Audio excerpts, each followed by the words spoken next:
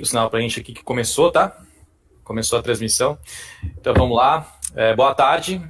Espero que todos estejam bem. Sejam bem-vindos aí a mais uma transmissão que a gente está fazendo aqui pelo canal da ETEC de Coatira. Essa semana a gente está numa semana diferente, numa semana que a gente gostaria, né, se possível, de estar num evento, num auditório, num anfiteatro.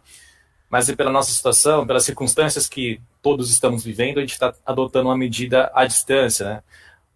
Uma transmissão remotamente. Estamos no segundo dia da CIPAT e hoje a gente tem um convidado para falar de um assunto que, no mínimo, desperta o interesse de todos, né? Que é a ergonomia e o trabalho home office. Nosso convidado chama Leonardo Chiotti, né? Espero que eu não tenha errado o nome, né, Leonardo? E a gente tem trabalhado com isso a vida toda, né? Esse tempo todo agora, desses pouco mais de um ano de pandemia. Acho que todo mundo tem algum problema que pode ser corrigido, uma postura, né, a visão correta, enfim, evitar lesões repetitivas, esse tipo de assunto que vai ser tão importante para a gente. Antes da gente começar, eu preciso fazer pequenos alertas aqui que são importantes, tá bom? A ETEC está com inscrições abertas para o vestibulinho, então se você tiver interesse, que estiver assistindo e não for aluno nosso, pode entrar lá no site vestibulinhoetec.com.br e olhar algum curso que seja do seu interesse. A escola tem várias opções, então vale a pena conferir também. Estamos no nosso segundo evento de CIPAT, amanhã temos o terceiro, né? E ontem, no evento de ontem, nós comentamos de um sorteio que a nossa convidada de ontem quis oferecer. A ferramenta que a gente usou na hora não foi possível, né, de realizar o movimento certo lá, a gente também não compreendeu corretamente a ferramenta. E no final da de hoje a gente faz esse sorteio, só para deixar claro e ser transparente, tudo bem? Então eu vou apresentar aqui o Leonardo Chiotti. Desculpa, Leonardo. Mas seja bem-vindo e passar a bola para você. Fique à vontade. Tá bom, então, Miguel. Primeiramente, boa tarde a todos. Gostaria de agradecer aí a iniciativa do Miguel e também pelo convite, né, feito para mim, para estar ministrando essa palestra para vocês hoje, voltada aí à ergonomia e ao trabalho home office. As normas regulamentadoras vieram nesse período de 78, né, com essa obrigatoriedade tanto para as empresas públicas quanto para as privadas, voltadas aí à contenção e também a contenção de doenças e acidentes ocupacionais decorrente ao exercício do trabalho. Então, essas primeiras 28 NRs, elas vieram para realizar essa contenção, podemos dizer assim, certo?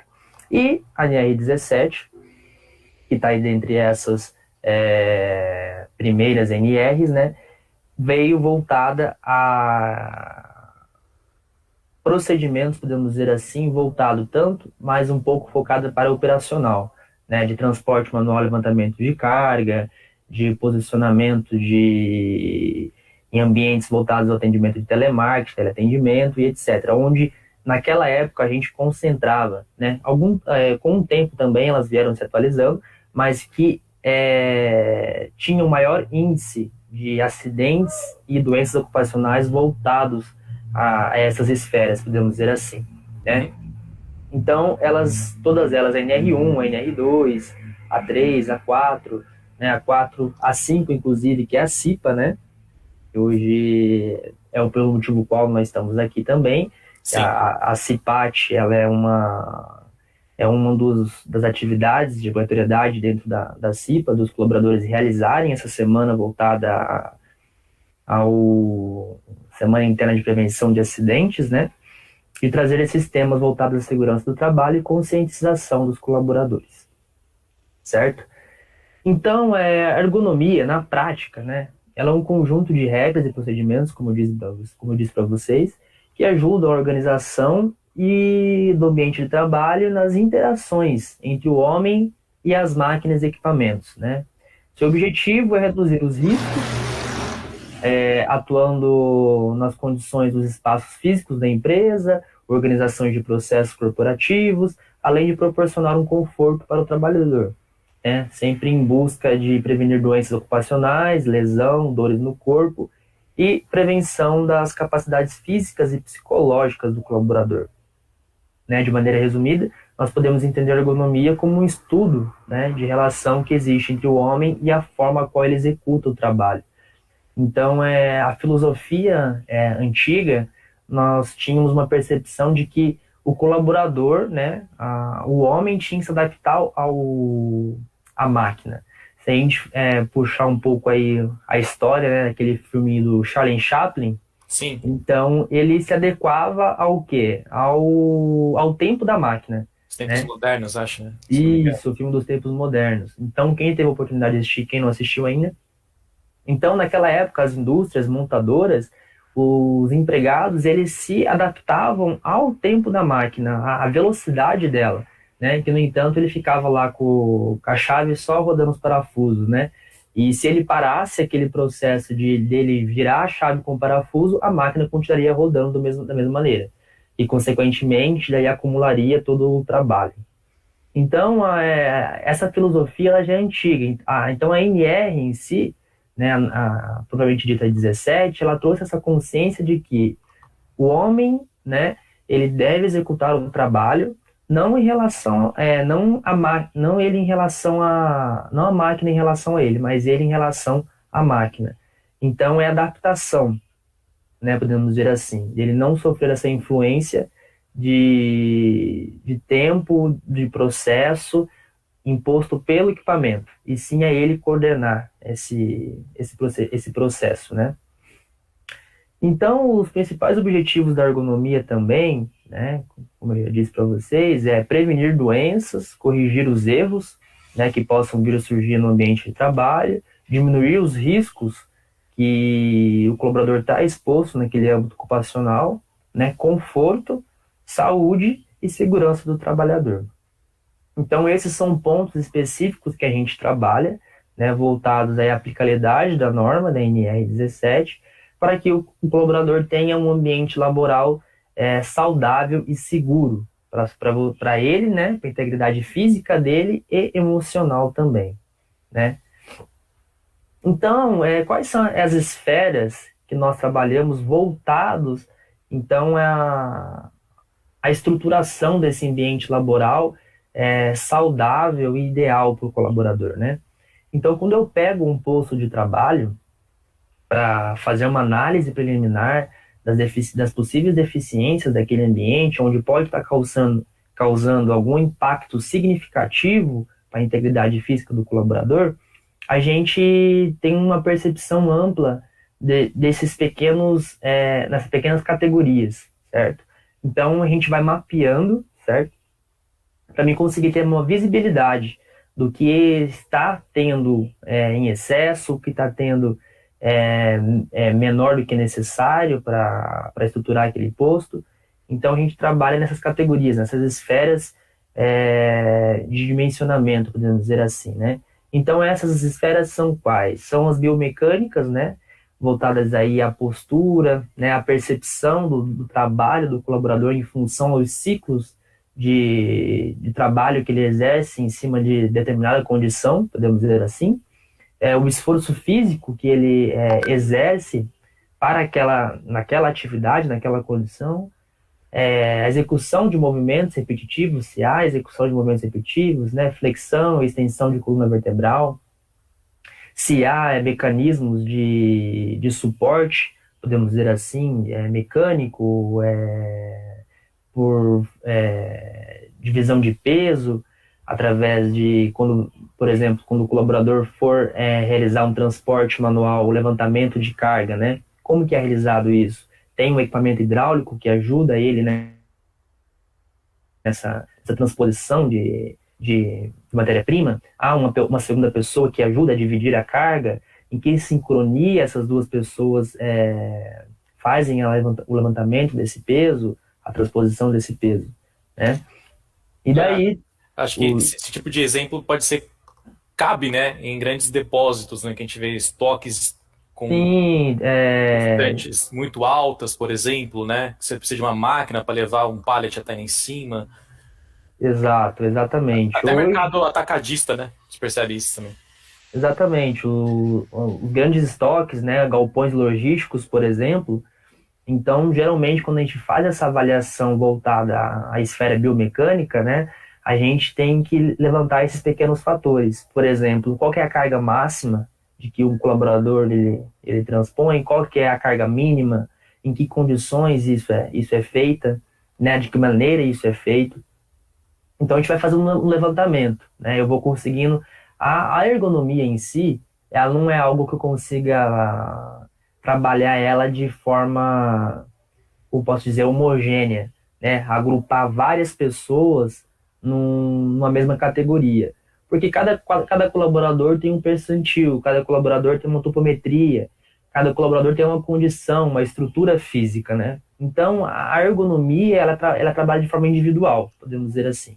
E por isso que ela se torna um trabalho um pouco mais extenso, um pouco mais difícil, né? Aos olhos de quem executa ou até mesmo de quem está observando. Então, é um trabalho bem minucioso.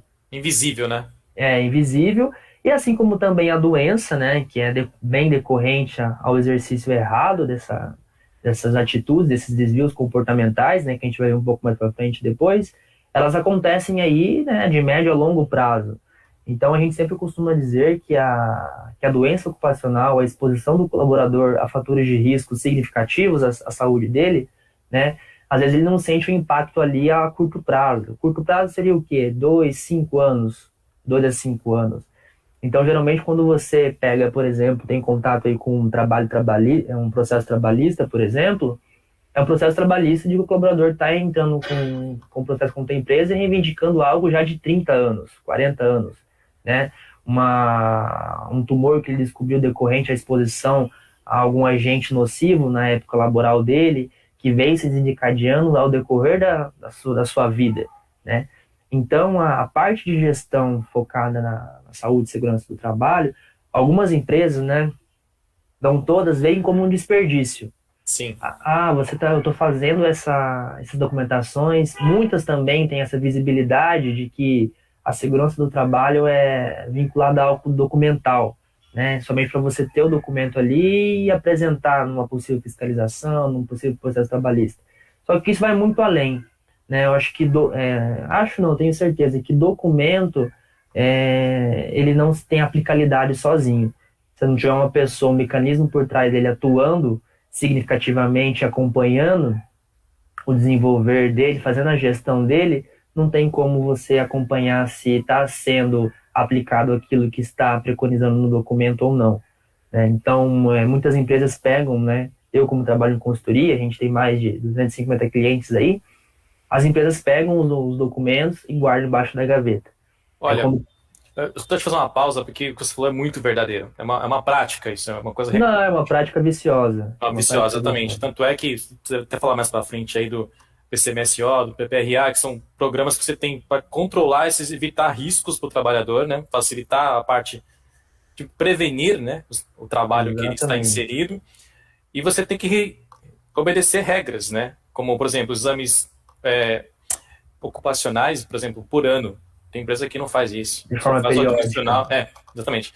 Periódica. Bom exame periódico, né? Só faz o admissional e demissional. Não preza, né? Porque se tem um controle, uma gestão, por exemplo, o caso da ação trabalhista, se você consegue impedir que uma pessoa, depois de 30 anos, descubra algo, você pode ter, nesses 30 anos, medidas, né? Exames com periódicos, justamente. Você pode trabalhar para a prevenção de riscos. Essa empresa, com certeza, não pensou nisso. Sim, sim.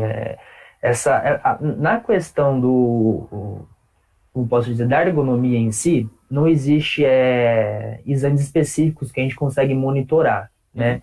Mas através do exame clínico, que é incondicional, que deve ser feito no periódico, como você mesmo mencionou, o colaborador consegue relatar, né? Se ele está vendo algum desconforto, se ele está tendo algum problema de sobrecarga muscular, se ele já tem alguma doença pré-existente. Então, a partir desse momento, o médico já consegue analisar e fazer uma percepção se há um nexo causal de impacto da atividade dele em prol da saúde física dele ou até mesmo mental. Então, por exemplo, se você passa no exame médico admissional, geralmente no admissional o colaborador, não, eu tô legal para trabalhar, tô tudo ótimo, a pessoa quer trabalhar, né? Então ela quer entrar de qualquer jeito na empresa. Então, depois, quando ela passa no exame periódico, se a empresa não tiver essa cultura, dependendo do tipo de exercício que o colaborador for exercer dentro da empresa, se for de uma forma negligente, se a empresa não tiver uma cultura de segurança do trabalho, voltada à gestão disso, o colaborador vai desenvolvendo doenças relacionadas ao trabalho e não tem acompanhamento, ele não tem nem a ciência de como ele pode prevenir isso, de como, porque o colaborador que está envolvido na atividade operacional, podemos dizer assim, ele não tem menção, dependendo da condição de trabalho, o que ele está exposto, né? Então hoje você vai numa metalúrgica, né, num setor de galvanoplastia, por exemplo, eu tenho ácidos voláteis naquele ambiente, onde ajuda ali na propriedade, né, de galvanoplastia. Ela é um sistema onde você dá as propriedades ao ferro para não enferrujar, para não corroer com o tempo e etc. Então ali há uma situação, uma condição naquele ambiente de volatilidade de vários produtos químicos. E Risco, né? são, isso, tá mudando um pouco agora essa nomenclatura, são possíveis perigos, né? Ah, tá. Que a gente tem naquele ambiente, mas de uma forma que o colaborador não tenha conhecimento técnico, não tem um conhecimento aprofundado, ter percepção daquilo, para ele é um ambiente natural. Então ele consegue identificar algo que é, podemos dizer, palpável. Então se eu tenho uma metalúrgica, por exemplo, um setor como esse, de substâncias voláteis, que a gente não consegue ter a percepção a olho nu, mas o que o colaborador ele vai reclamar é do barulho, por exemplo, das máquinas, dos tornos, das empilhadeiras. Então eu falo assim, nossa, aqui tá muito barulho, isso incomoda. Só que se você for partir para uma análise mais aprofundada da exposição dos agentes, você vai ver que a exposição do agente que ele está inalando para o seu trato respiratório superior é muito mais agressivo do que o barulho que ele está ouvindo, que ele estava reclamando. Então a falta de informação também de que os colaboradores eles não têm esse conhecimento. Muito desses conhecimentos, às vezes, que a empresa mesmo não quer passar, né? Então, hoje, a gente tem um mecanismo de extensão da segurança do trabalho para as empresas que não têm obrigatoriedade de ter um SESMIT, né? De ter um corpo voltado a profissionais de saúde e segurança, como técnico, como enfermeiro, como engenheiro, como médico dentro da empresa. Tem a CIPA, né? Que é o papel que vocês estão exercendo hoje, que ajuda nesse pré-levantamento, né? No treinamento de CIPA, você é capacitado para fazer uma pré-análise de risco e você conseguir identificar e levar isso em pauta para que venha um profissional habilitado, um especialista, poder avaliar aquela condição daquele ambiente. Então, a CIPA ela vem com esse perfil também. A CIPA também, olha, se eu te falar que eu vi hoje, né, nesses 3 anos de trabalho, trabalhando em consultoria, né, hoje à frente da coordenação do departamento, CIPAs atuantes eu vi 2, né? Se você for parar para pensar, eu tenho mais de 250 clientes. Então não existe um mecanismo ativo voltado também a essa área. Porque geralmente o que as empresas fazem? Eu tenho que constituir a CIPA, eu tenho que ter estabilidade para o colaborador. Então isso aí já cria um pânico dentro da empresa. Porque é onde os colaboradores também tomam ciência de privilégios, podemos dizer assim, e deixam de cumprir as suas obrigatoriedades, tanto trabalhistas dentro da empresa, assim como também dentro da CIPA. Acaba Né? tendo uma inversão, né? Acaba tendo uma inversão de valores aí.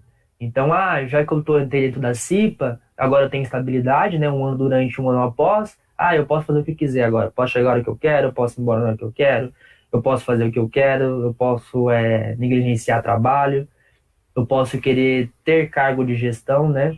Tem pessoas que acham que ser cipeiro te dá autonomia para agir como um órgão gestor dentro de algum departamento, por exemplo. Então acaba gerando muitas complicações e as empresas acabam não optando pelo dimensionamento, por formar a comissão dentro da empresa. E aquelas que têm, né, não trabalham efetivamente na gestão dela, não exige que ela faça uma gestão, podemos dizer assim. Então constitui a CIPA, dá o treinamento ali, muitas das vezes não cobre nem a carga horária, que são de 20 horas, dá o treinamento ali em 1, 2 horas, e depois nunca mais se vem falar em CIPA. Né? E as atas de reunião falsificam, não assinam, não existe reunião ordinária, e assim sucessivamente. Então, Leonardo, só para fazer uma pausa aqui importante, acho que é uma deixa interessante. No caso do Centro Paula Souza, né? Aqui nós somos regidos por essa autarquia. A ETEC tem a CIPA formada, da qual eu faço parte, o professor Emerson, que está ajudando na transmissão, também faz. Então, nós nos encontramos mensalmente, né? A gente precisa se encontrar mensalmente, ter Sim, essa reunião gravada, no caso agora por ser à distância, fazer uma ata dessa reunião, subir em sistema e comprovar as ações que a CIPA está fazendo. Uma delas é aqui, agora, né? A faço CIPAT, parte. isso, com você como convidado, gentilmente tendo aceito a nossa proposta. E também aproveitar a deixa para vocês preencherem a nossa ficha. Olha só que interessante. Preencha a ficha lá de participação, porque é nosso comprovante que vocês estão assistindo também. Então, pode continuar. Obrigado. Claro, claro, vou preencher sim, sem problemas nenhum. Mas é igual você abordou, né?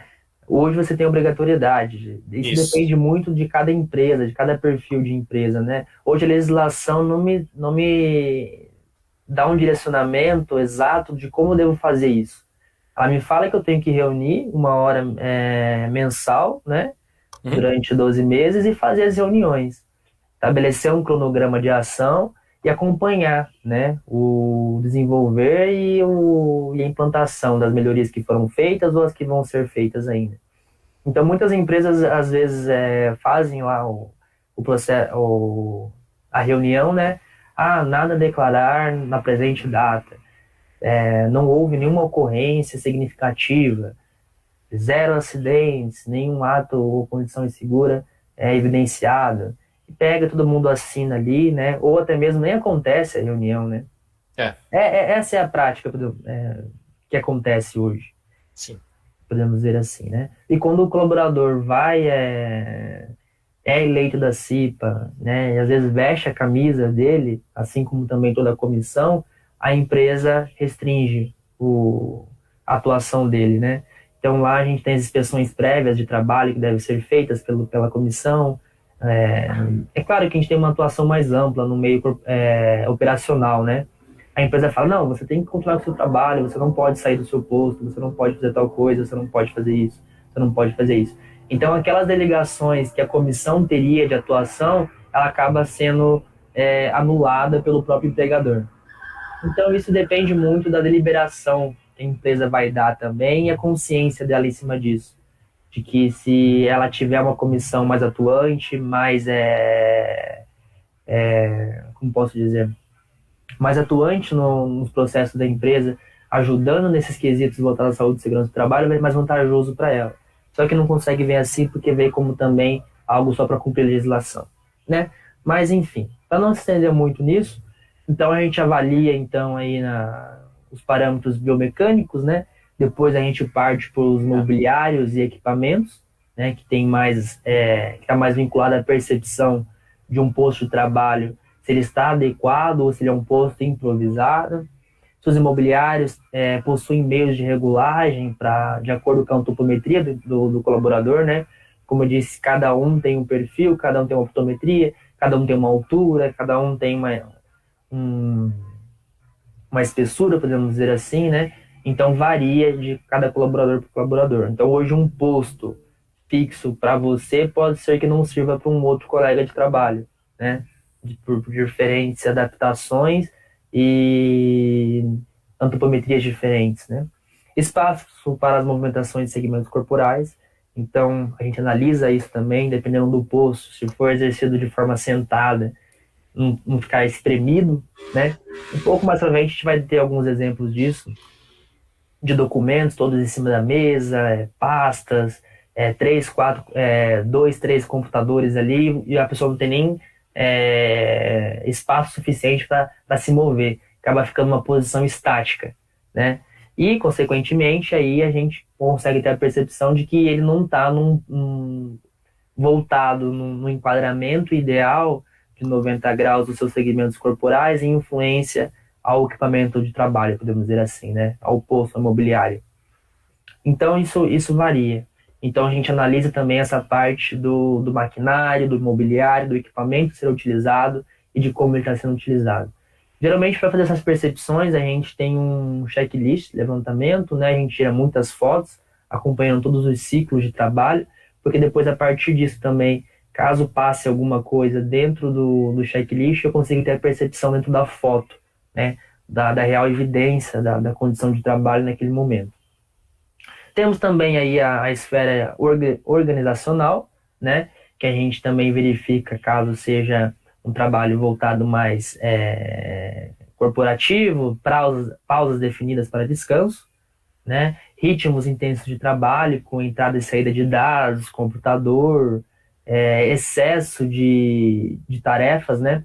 Hoje tudo que é excesso, que gera uma sobrecarga tanto mental quanto muscular, a gente precisa avaliar os ciclos que isso é feito e em que intervalos de tempo, né? Para mim conseguir ter a percepção se aquilo gera um potencial significativo ou não para desenvolver alguma possível doença ocupacional, né? Variações de turno, monotonia. Então, monotonia também não é uma coisa boa, né? Se você tem uma entrada e saída de dados, de digitação e etc., fazer aquilo numa larga escala durante um grande ciclo de tempo durante o dia, sem uma certa pausa, isso também, mesmo exercendo de uma forma adequada, num parâmetro de dimensionamento de 90 graus de segmentos corporais, acaba gerando algum distúrbio ocupacional, algum tipo de doença.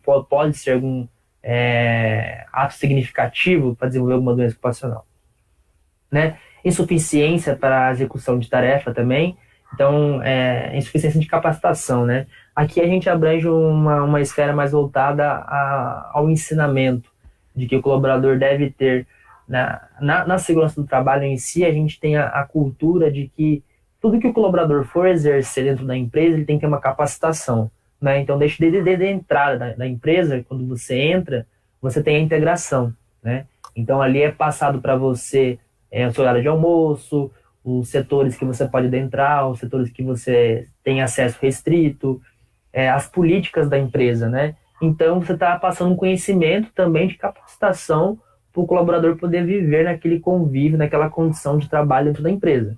E assim também não é diferente para a área de atuação voltada à segurança do trabalho. Então, se você vai hoje subir em altura, por exemplo, você tem que ter uma capacitação. Se você vai exercer qualquer tipo de atividade com transposição de cargas e volumes, você precisa de um treinamento para ter a percepção de como aquilo é feito sem denegrir a sua coluna vertebral, né? Então, tudo que você vai exercer dentro da segurança do trabalho, se você vai utilizar uma máquina diferente, se vai operar uma empilhadeira, então tudo você tem que ter um treinamento. Não adianta eu te fornecer, por exemplo, um suporte ergonômico para notebook, sendo que se você pegar ele na mão, você não vai saber nem por onde vai colocar ele. Qual que é a posição certa dele, qual que é a regulagem correta. Então, o colaborador ele não tem conhecimento técnico de como deve ser utilizado esses equipamentos, por exemplo. E aí é onde que entra a empresa, né? A parte técnica em si, de capacitar o colaborador para todas as atividades que ele for exercer dentro da empresa. Então, assim como ele é treinado para fazer determinado tipo de tarefa, ele também deve ser treinado para executar qualquer tipo de trabalho voltado à execução de uma tarefa que possa trazer algo significativo para a saúde dele. E tem, Então, acho que todo mundo que já participou de uma ginástica laboral em empresa, sem querer, já participou de um treinamento, né? Não sim, percebeu, mas era um sim. treinamento para você manter a sua saúde. Se você fica muito tempo sentado, 2 vezes por semana vai uma profissional de educação física lá, faz alguns exercícios, alguns até ficam com vergonha, porque a gente, né, tem que ficar mexendo muita coisa. Exato. Mas é importante para você poder, por exemplo, dar um relaxamento para sua coluna, você fica muito tempo sentado, né? Você esticar seus membros. Então, tem isso tudo, faz diferença sim, impacta sim, e não é todo mundo que faz, tem isso também. Com certeza. Então, a parte de ginástica laboral hoje ela tem que ser aplicada por um profissional que tenha conhecimento voltada à autonomia,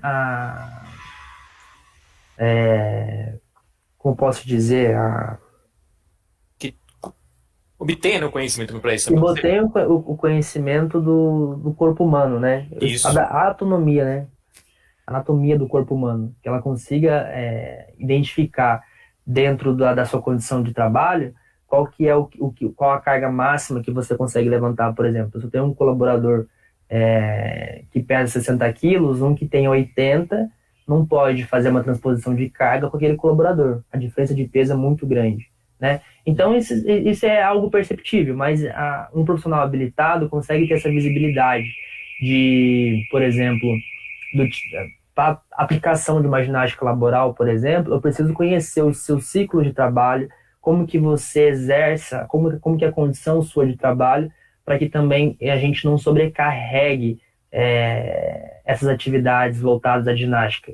Eu já fui numa empresa, por exemplo, que eles faziam ginástica 4 vezes no dia, né? Então, dependendo da periodicidade que você faz, a frequência que você faz, também não se torna algo benéfico. Sim, sim. Então, tudo isso tem que ser estudado. Às vezes, a empresa vai lá, compra um vídeo, né? A empresa ela dava esse vídeo na integração para o colaborador, ele tinha que aprender como fazia, e depois ele fazia isso em decorrentes ciclos de trabalho. Então, isso não é totalmente indicado, porque se você tem uma torção, se você tem algum tipo de movimento errado ali, sem um acompanhamento adequado, você pode acabar se prejudicando, torcendo um tendão, né, um nervo, algo que também pode ser até mesmo irreversível. Entendo. Então, pode falar. Tem mais Não, alguma coisa? assim, a ergonomia é tão ampla, né, que no caso você começou Sim. com as portarias, eu mesmo não fazia ideia que era de 78, para mim era um pouco depois disso, então foi interessante saber disso. E como eu tive que tem outras coisas pela frente ainda, mas é interessante saber que tem esse dado, né? Sim, tem cada norma regulamentadora, ela tem uma aplicabilidade diferente, né, em N distinções de segmentos. Então, hoje, o que eu consigo aplicar, por exemplo, o PPRA, eu consigo aplicar em todos os segmentos, né, que é a NR9. Se eu for ter uma aplicabilidade da NR17, consigo abranger vários segmentos também, de várias áreas.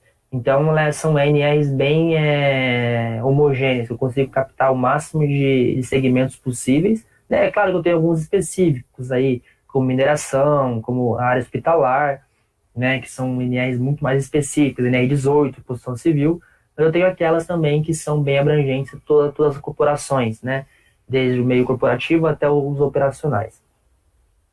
Então, depois que a gente avalia aí as esferas biomecânicas, né, mobiliários, equipamentos, máquinas, os organizacionais, a gente parte para os ambientais, né? Os ambientais, eles envolvem também, relacionando, voltado mais à área administrativa, né, o corporativo, a gente tem aí os níveis de pressão sonora, né, que são aí o famoso ruído. Então, se você tiver intensidades e concentrações em ritmos elevados, pode acabar causando desconforto, irritabilidade, insônia, falta de concentração.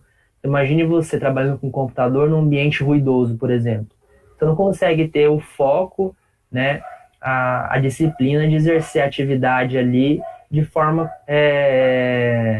proveitosa, podemos dizer assim, porque gera disfunções neurológicas e impactantes no colaborador, se tiver níveis acima do limite de tolerância ou em concentrações elevadas. Assim como também de temperatura, né, como você está trabalhando em um lugar muito quente. Então, a NR17 também traz percepções de limites de tolerância voltadas às áreas ambientais também, com relação ao nível de ruído que o colaborador pode estar exposto, ao índice de temperatura, a velocidade do ar, a umidade do ar e a iluminação. Então, eu dei um exemplo ali em cima, né, como reflexo de telas e painéis e vidros. Então, hoje, ali um pouco mais pra frente, a gente vai ter uma percepção um pouco melhor, mas se eu montar o meu posto de trabalho hoje e virado para uma janela, por exemplo, vem reflexos. Eu tenho reflexos dentro da tela do computador que automaticamente acaba causando fadiga visual, né? Olha. Então, a fadiga visual te dá dor de cabeça, te gera estresse. Então, tudo isso impacta também no seu exercício da sua atividade laboral, né? Então, dependendo se você adentrar nas empresas hoje, quem tenha essa gestão voltada à ergonomia, você consegue ter a percepção clara de que todas as mesas são voltadas, são de frente para as janelas, não de costas para elas, né? Ou que elas possuem uso-filme nas janelas, ou quebra-sol e etc. Então, e tem algumas também que são totalmente viradas para a janela, você consegue perceber que o colaborador, se chega nele na hora do levantamento, você pergunta, aqui tá legal para você? Você se sente confortável trabalhando? E a pessoa olha nitidamente para sua cara e fala que não. Que no final do dia ela sai com dor de cabeça. Então é por isso também que entra aí o mecanismo da CIPA, né? De filtrar como posso dizer, essas informações que os demais colaboradores passam, que vocês conseguem colocar em ata de reunião, conseguem colocar em pauta de reunião, para vocês conseguirem solucionar, né? Se hoje você não tem uma pessoa técnica dentro da empresa, toda a parte vinculada a essa percepção de saúde e segurança, a CIPA, no seu treinamento técnico, ela consegue desenvolver essa capacitação, né? Então, por exemplo, se você está tendo dores de cabeça, a sua visão está sendo prejudicada, né? Está sendo fadigada ao decorrer das atividades, peraí, vamos estudar aqui o que está acontecendo no seu posto de trabalho. Teve uma empresa que a gente foi fazer um treinamento não, um levantamento técnico, né, para elaboração de um laudo ergonômico, por exemplo. Era uma empresa de telemarketing. E eles tinham um índice muito grande de afastamento de colaborador por infecção urinária, né? Nossa, Então a tinha que gente... você falar de braço doendo, ouvido ruim, mas de ficção urinária foi uma surpresa. Então, infecção urinária. E o que acontecia? A gente fazendo uma análise muito aprofundada, vários dias, pegando todos os ciclos de trabalho e tentando entender, né, o que acontecia ali. E daí, no fim, né, a partir do primeiro, do segundo, terceiro dia, a gente foi observando que as pausas de trabalho não eram cumpridas. Então, o que acontecia? Por ser uma empresa voltada ao telemarketing, eles tinham muitas mulheres. E as mulheres não levantavam para ir no banheiro. Né? Então, elas ficavam segurando, né? E com o tempo isso ia desenvolvendo A infecção. a infecção. E isso tinha um índice muito, muito grande de afastamento. Então, eles não tinham essa gestão dos colaboradores tirarem as pausas, né? Ou de ter autonomia para tirarem as pausas na hora que for conveniente ao colaborador, né? Então, você tinha ali uma pausa pré-estabelecida uma vez no dia, né? Fora o seu horário de almoço. Então, se você sentisse vontade de ir ao banheiro, a entrada de dados de ligação ela não parava. Então, o seu telefone ficava tocando. Então, aí vinha o coordenador da área e dava uma advertência. Era assim que funcionava. Esses ambientes eles são conhecidos, né? Sim, sim. Por serem característicos de problemas diversos. Esse, por exemplo, eu nem imaginava, mas faz todo sentido, né? São ambientes, o ambiente de telemarketing é um dos ambientes mais hostis que tem para você trabalhar, né, Sim. como colaborador, até mesmo para você conseguir manter uma gestão efetiva, né, de saúde ocupacional daqueles colaboradores. Porque eu posso ir lá, né, hoje o que a gente chama é de capacitação do colaborador, eu posso passar a capacitação para ele, eu posso fornecer capacitação, só que se ele não tiver aplicabilidade daquilo e tiver quem acompanhe e quem faça essa gestão depois na minha ausência, ela acaba se tornando algo volátil, né? Algo banal. Então, eu posso fazer tudo levantamento técnico, eu posso chegar até a empresa, apresentar um plano de ação de acompanhamento, onde a gente consegue ter visibilidade, se a gente está tendo uma melhora ou não, né? Eu posso desenvolver indicadores para fazer o acompanhamento dessa melhoria. Só que se não tiver pessoas focadas nisso, né, se tiver pessoas também capacitadas para fazer gestão disso, não adianta de nada. Então pode ser que eu vire as costas ali e tudo continua sendo feito como era feito antes. De fato. Então, você analisando, aqui, né, a gente trabalha em várias esferas. Se você parar para pensar hoje, né, você não tinha a percepção de como que era mais ou menos isso, de como funcionava, do que pode gerar um impacto ou não. Às vezes, chega nas empresas de treinamento de CIPA, ainda mais essas voltadas a desenvolvimento de TI, software, telemarketing, empresas de desenvolvimento de projetos, etc. Você vai dar um treinamento de CIPA assim, para 20, 25 pessoas, aí eles olham para ser uma empresa tão grande, né, numerosa, de 4, 5 andares, aí você fala, o que você acha que gera potencial de risco aqui para sua saúde hoje? Aí eles olham para você assim e falam, meu, aqui não existe. Muitos colaboradores falam isso, mas como assim não existe? Aí você puxa, né, um histórico da empresa de abertura de CAT, de afastamento, aí você consegue ter a percepção. Se não existe, por que a gente tem isso daqui então? Né? Porque o mal do colaborador é achar que aquilo não vai acontecer com ele, ou que não acontece até que aconteça, né? Com ele propriamente dito. Então, passar essa percepção e essa capacitação também é uma das coisas que tinham que ser levadas mais de forma incisiva num treinamento, por exemplo, né? Porque às vezes já fui dar treinamentos e as pessoas falam, eu nunca sabia disso. Já faço treinamento de CIPA já é a quarta vez. Tem gente que cai lá e nem sabe por que tá lá, né? Fala, mandaram vir aqui, é aqui que eu sento. Então a pessoa às vezes senta lá, fica mexendo no computador dela, fica trabalhando, então não consegue ter uma visão ampla do que está sendo discutido ali, do que está sendo passado. E consequentemente depois não consegue colocar em prática, né? Sim. E depois, posterior, nós temos aí a esfera das categorias psicossociais e cognitivas, né? Que envolve mais a área psicológica.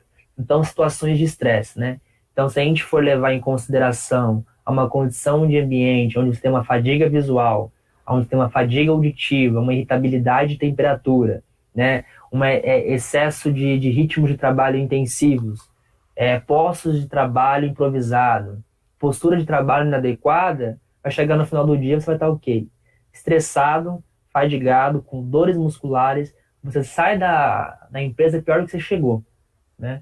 E se você analisar esses ciclos em períodos semestrais, por exemplo, né, você consegue ter a percepção de que o colaborador já não começa mais a se agradar com aquele ambiente de trabalho.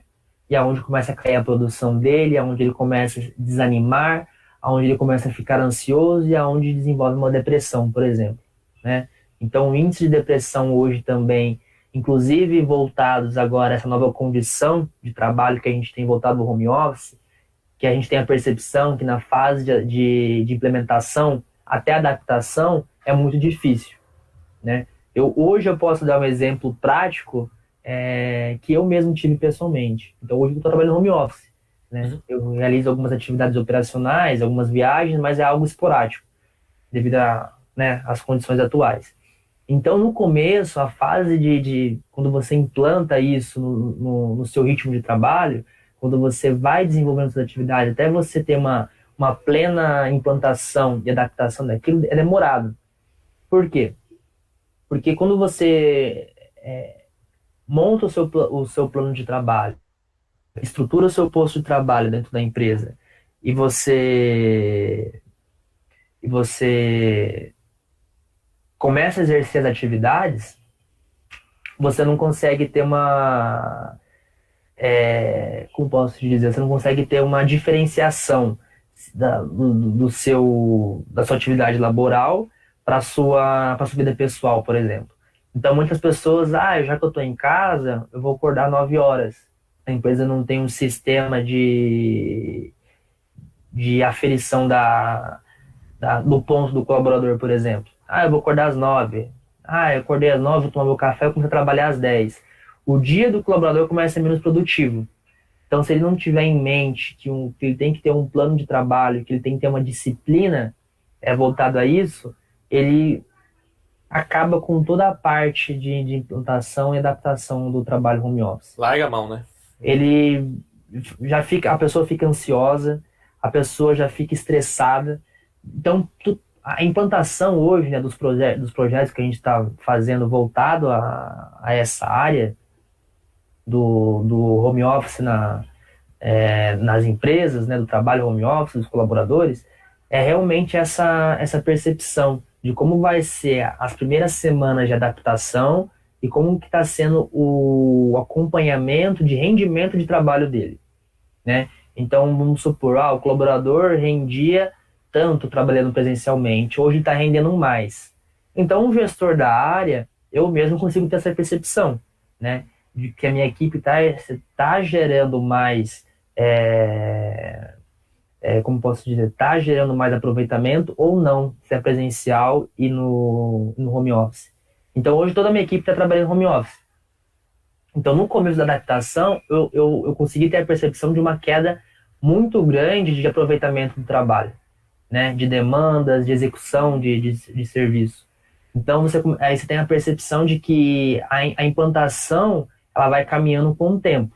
Então, se você não tiver um diálogo consistente, reuniões periódicas, um acompanhamento, até mesmo voltado à área psicológica, né? Caso o colaborador alegue que esteja tendo algum distúrbio, esteja gerando algum estresse, tem algum índice como posso dizer, algum índice de ansiedade, ele relata isso. Então, dentro do nosso escopo hoje de implantação do trabalho home office dentro das empresas, é exatamente isso. A gente tem as etapas, né? Então, eu tenho as etapas, a primeira etapa, que varia de adaptação entre 15 dias. Depois, o colaborador ele preenche um checklist voltado à saúde, relatando como está sendo a adaptação dele, se ele sentiu alguma diferença no, alguma percepção diferente, até mesmo no seu psicológico, né, ou físico, de estresse, de sobrecarga muscular, etc. E daí, se ele optar por passar por uma consulta online, ele passa. Aí, dependendo da avaliação do médico, a gente consegue ter a percepção se o impacto, que impacto está sendo gerado em cima daquele colaborador naquela fase de adaptação dele no home office, né? Então, tudo isso tem que ser acompanhado com muita cautela, tem que ser um trabalho muito minucioso de ser feito, certo? Então, os cognitivos, né, e os psicossociais, eles abrangem aí as situações de estresse, sobrecarga de trabalho mental, alto nível de concentração, conflitos hierárquicos, né, no trabalho, onde você tem conflitos com o seu próprio gestor e onde acaba gerando algum tipo de estresse também. Então, tudo que é voltado a essa área de estresse, de compreensão, de pressão dentro do trabalho, ela não é agradável, falando numa esfera mais cognitiva, podemos dizer assim, né? Demandas emocionais efetivas do trabalho, múltiplas tarefas com demandas emocionais.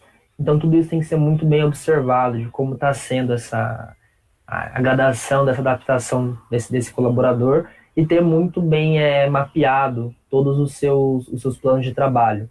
Então, se eu tinha hoje um plano de trabalho focado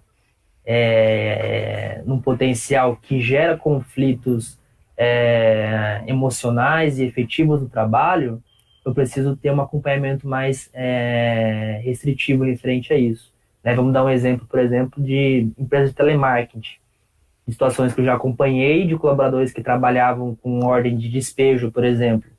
Então, isso acaba gerando um impacto emocional e efetivo no colaborador. Poxa, eu anunciei que a carta de crédito de tal pessoa está sendo reprovada. Se ela não executar determinado pagamento em determinado prazo, ela pode perder a sua casa, pode perder o seu carro. Então, as pessoas acabam absorvendo essas demandas emocionais, que no final do dia acaba gerando algum desconforto, ou até mesmo algum impacto cognitivo e psicológico na pessoa, de que ela exerce algum tipo de trabalho ruim, que ela exerce algum tipo de trabalho que não favorece a sociedade, por exemplo. Então, você lidar com diversos N tipos de cenários, por exemplo, de impactos relacionados a esse tipo de trabalho voltado com demandas emocionais e efetivas, tanto dentro do home office quanto dentro das empresas, propriamente dito, né? Também não exime, não se estende também não se restringe somente ao pessoal que trabalha home office, por exemplo, certo? Então aqui, dentro do posto de trabalho, por exemplo, né, na estruturação de um posto de trabalho, nós temos os famosos arranjos físicos, né? O que são eles? Os arranjos físicos são os equipamentos que ajudam na adaptação do colaborador em prol ao seu posto de trabalho. Então, o que seria isso? Então, hoje, a própria NR17 me traz isso, né? A NR voltada à ergonomia. Ela fala que se eu tenho um notebook, por exemplo, eu tenho que ter um suporte de elevação e regulagem a conforto da altura dos meus olhos, por exemplo, né? Então, se eu tenho um notebook automaticamente levado a uma certa altura de conforto visual, Se eu utilizar o teclado dele, eu acabo realizando uma extensão de coluna vertebral não favorável a ontometria, a condição do posto, podemos dizer assim. Então, por isso, a gente, dentro da NR, ela dimensiona que deve ser utilizado um teclado independente, certo? Então, a partir do momento que eu tenho um teclado independente, eu tenho um mouse independente, eu tenho que ter um suporte ergonômico para esses arranjos físicos também, para que os punhos, né, não causam essa flexão e essa extensão, por exemplo. Eles se mantêm numa elevação ereta em relevância ao seu punho. Então, ele não pode ficar nesse movimento para baixo, podemos dizer assim. Ele deve ter essa extensão ereta em nível do seu antebraço, para não gerar, por exemplo, a tendinite, né? A tendinite hoje ele é um dos fatores de doenças ocupacionais mais agravantes no meio corporativo devido à falta do mousepad, por exemplo. Assim como também o apoio de punho para teclado, né? Que deve ser fornecido também em comum junto com o mousepad. Isso permite que os punhos estejam alinhados com o antebraço e não permite que eles realizem a extensão e flexão, causando a sobrecarga do punho ou até mesmo dos tendões, né? Então ajuda a manter eles assentados numa linha ereta, onde você consegue ter um nivelamento, podemos dizer assim, em relação à sua estatura no posto de trabalho. Aí temos a cadeira, né? A cadeira ela deve possuir regulagens também, tanto para antebraços, para encosto de coluna e de elevação. Então, hoje, esses são os mecanismos básicos de regulagem que uma cadeira deve ter. Assim como também, caso o colaborador, mesmo realizando esse ajuste de altura da cadeira, não conseguir encostar os pés no chão, e caso ele encoste a visão dele propriamente em função ao computador esteja desregulada, não esteja numa altura confortável de visão, aí ele tem que colocar o suporte e levar a cadeira.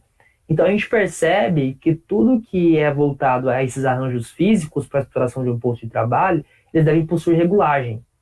Todos eles devem possuir. Então, desde o suporte de elevação para notebook tem que ter uma regulagem, a cadeira tem que ter uma regulagem, o suporte ergonômico para os pés de elevação, né, deve ter uma regulagem também, para que você consiga adaptar esse posto de trabalho com a antropometria, como posso dizer, com a antropometria básica do colaborador, né? Aquela antropometria que é, como posso dizer, é aquela que eu tenho em média, né? Então, hoje a média de uma estatura de um homem varia entre 1,75 até 1,78, né? Passando um pouco disso, talvez uma mesa que tem uma altura de 76 centímetros, ela não compreende os segmentos corporais da estatura daquele colaborador, né? Assim como também a cadeira, que com o tempo o estofado vai ficando mais aderente, vai ficando mais fino. Então, tudo isso tem que ser muito bem observado. Então, eu consigo trabalhar com a média, né, a partir do momento que eu tenho aí os imobiliários, os arranjos físicos com regulagem. Se eu não tiver isso, aí fica um pouco complicado de eu trabalhar com umas estaturas acima da média, por exemplo, né? E caso seja uma estatura muito elevada acima da média, eu tenho que estruturar um outro tipo de posto onde compreende aquela antropometria do colaborador. Então, nem tudo deve ser adquirido, estruturado de forma pensando somente numa média, né? Então, eu posso ter diferentes antropometrias, assim como também alturas e pesos de colaboradores, que pode influenciar no equipamento básico baseado em média, né? Então, é sempre bom fazer um estudo, né, de altura máxima e mínima dos colaboradores, peso máximo, peso mínimo, qual que é as condições físicas desses arranjos físicos, né, de utilização, né, até mesmo para a gente ter uma periodicidade aí de troca, uma periodicidade de manutenção, por exemplo. Então, tudo isso tem que ser muito bem verificado. Eu estava, só um parecer aqui, reparando Pode que falar. na mobília de hoje em dia, as mesas, elas também têm uma regulagem, né? Elas têm Sim, sim, sim. uma engrenagem que você gira para você aumentar o nível de altura dela. Uma coisa que até pouco tempo atrás também não fazia ideia que tinha, né? Então até isso. Até as Exatamente. mesas, que você acha que são fixas, né? Elas têm essa própria regulagem. Então, porque se você parar para pensar, né, hoje uma altura média de um colaborador aí de 1,78 e a gente pegar como referência uma ortopometria de 1,10 m, por exemplo, de um outro colaborador, né, com um peso varia entre 70 e 80 quilos, o outro de 120 a 140. Eu tenho dimensões de valores muito diferentes, né, tanto para a compreensão daquele color naquele posto em relação aos espaços adequados para movimento de segmentos corporais, assim como também na estrutura física de compreensão de peso e altura em prol daquele colaborador. Então, hoje, se eu tenho um suporte para notebook, ele tem até uma certa ele tem uma certa dimensão de regulagem. Se eu tenho um colaborador com uma estatura, uma antropometria muito alta, mesmo que eu regule o notebook aqui com, por exemplo, no máximo, ele não vai ficar numa altura de conforto e visão do colaborador, porque a mesa é muito baixa. Então, se eu tenho essa regulagem da mesa, eu consigo subir a regulagem da mesa e eu consigo ir trabalhando com as áreas de conforto da visão do colaborador, assim como também dos espaços para movimentação dos segmentos corporais, né? Então, hoje eu tenho baias padrões, eu tenho baias um pouco mais, como posso dizer, um pouco mais largas, né? Um pouco mais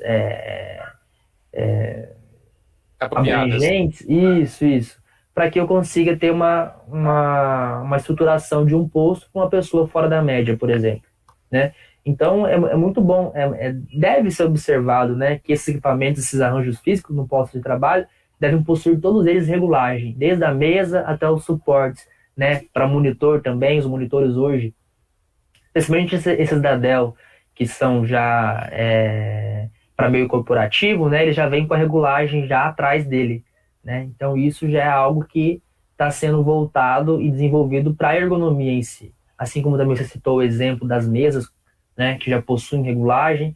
Então as empresas estão aderindo cada vez mais a...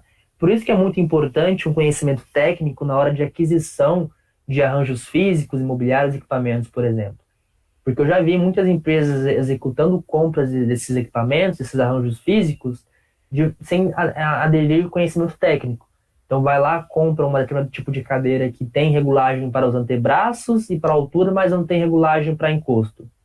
Ah, vai lá e compra um mousepad, um apoio de teclado, só que ele é de tecido absorvível, por exemplo, né? Onde ali ele pode absorver suor, água, umidade, onde pode ter proliferação. Se a pessoa, se a empresa tem hábito de comer coisas na mesa de fungos e bactérias, né? Então, geralmente, quando a gente vai designar algum um parâmetro de compra para esses arranjos físicos, eles têm que ser revestidos em couro, por exemplo, né? Para que seja fácil a higienização, ainda mais nesse momento agora da pandemia, né?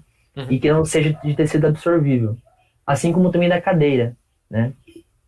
Então, tudo isso difere muito de um conhecimento técnico para você conseguir fazer a aquisição adequada de um posto de trabalho, né? Para estruturar um posto de trabalho adequado, observando esses pequenos quesitos, podemos dizer assim, né? Sim, sim. Leonardo, só vou te pausar, tá? Não é isso. Só para avisar que a gente já está com uma hora de transmissão. Tá, E daqui a pouco a gente pretende abrir para quem quiser perguntar, tirar alguma dúvida com você. Tem alguns comentários com umas colocações aqui que tem a ver, né, com o que a gente falou. Só para te dar tá, uma orientação. tá. Não, fica tranquilo. Acho que eu estou finalizando já também para não ultrapassar muito do tempo, né? Isso. Aqui a gente tem um posto de trabalho, né, com um cenário estrutural deficiente. Então, como podemos observar aqui na primeira foto, o colaborador não tem um monitor com uma elevação a nível de conforto visual, não tem um mousepad, eu não tenho um apoio de teclado, né? Eu não tenho uma mesa que compreende que a antropometria do perfil dele em função ao posto de trabalho esteja no ângulo de 90 graus, né? Na segunda foto, a gente já tem uma percepção de que a tela está muito longe da visão do colaborador, onde acaba causando também um certo desgaste visual, né? Então, a percepção de um posto de trabalho deficiente, a gente já tem clara, né? Talvez com algum tipo de orientação ou treinamento, né, ele pudesse ter uma influência do seu conhecimento técnico, e supostamente colocar, vamos supor, 2 e 3 livros embaixo do monitor para poder levar ao monitor a sua altura de conforto visual, Sim. trazer a sua coluna vertebral mais para o encosto da cadeira e aproximar a cadeira, por exemplo. Então, como eu estava dizendo para você lá atrás, um exemplo, a gente fornece o treinamento, a gente dá a capacitação, mas se o colaborador, ao decorrer dos dias de exercício da atividade laboral, ele não absorveu aquele treinamento, ele não absorveu aquele conhecimento técnico, ele não vai conseguir colocar em prática. E aí é onde a gente parte para uma esfera voltada ao desvio comportamental, né? Então, ele tem a capacitação, ele tem um treinamento, ele tem toda a proficiência que poderia ser fornecida para ele, ele possui, só que ele não consegue colocar em prática. Então, aí, ou até mesmo ele possa ter o conhecimento técnico, mas ele opta por ter esse desvio comportamental, por exemplo, né? De ter esse desvio da curva, podemos dizer assim.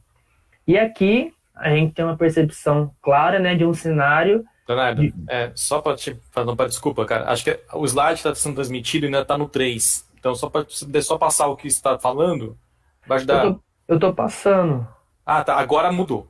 Agora mudou. Agora mudou? Agora mudou. Esse aqui isso. vocês não estavam vendo? Não, a gente não estava vendo, exatamente. Esse aqui também não. Não.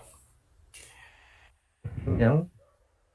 Tava falando alguma coisa ainda, só para te avisar que agora foi, agora você tá vendo agora as posições. Se você quiser voltar rapidamente, não tem problema, tá? Eu até peço desculpas para você também. Não, imagina, aqui eu tava falando dos arranjos físicos, né? Tá conseguindo ver agora a cadeira? Sim, tem uma pessoa de camisa verde, né? Que ela tá sentada justamente numa posição mais ereta, né? Isso. Aí aqui a gente consegue ter a percepção que na segunda foto ela tem uma desestruturação do posto de trabalho, né? Então a gente pode perceber que o notebook não está numa elevação adequada ao conforto visual dela, a coluna vertebral não está ereta e encostada no encosto da cadeira, e a aproximação da cadeira está um pouco afastada. Já na primeira foto, a gente pode ver que ela colocou uns livros ali, né? Sim. De uma forma improvisada, para que ela consiga também visualizar que a tela do computador fica na altura e distância de conforto visual para ela, e a gente consegue ver claramente que ali ela consegue ficar naquele posto durante horas, né? O posto de trabalho compreendendo os seus segmentos corporais no ângulo de 90 graus, que é o que deve ser passado, né? A gente não, todos os segmentos corporais em influência do posto de trabalho, ele tem que ter nesse ângulo de 90 graus, né? Então, desde aqui em relação aos ombros até o antebraço, assim como também das pernas.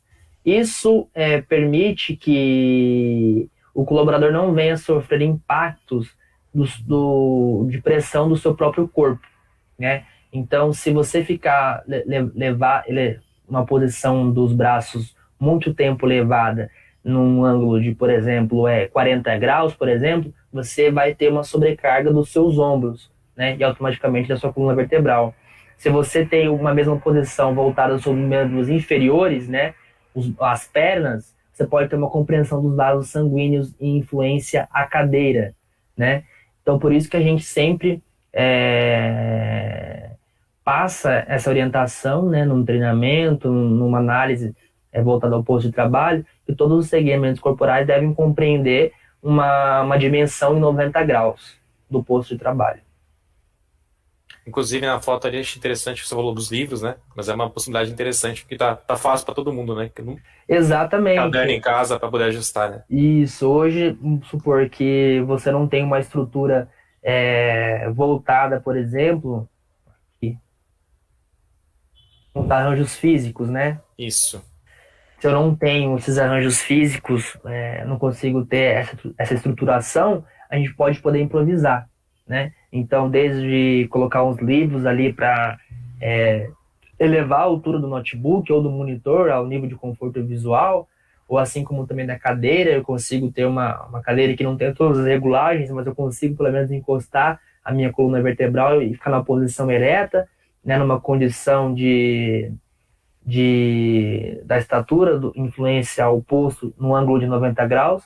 Então, dessas maneiras assim, de formas adaptativas também, eu consigo manter um posto de trabalho ergonômico, que dessa maneira também não venha sofrer impactos significativos que a curto, médio e longo prazo venha desencadear alguma doença ocupacional, por exemplo, né?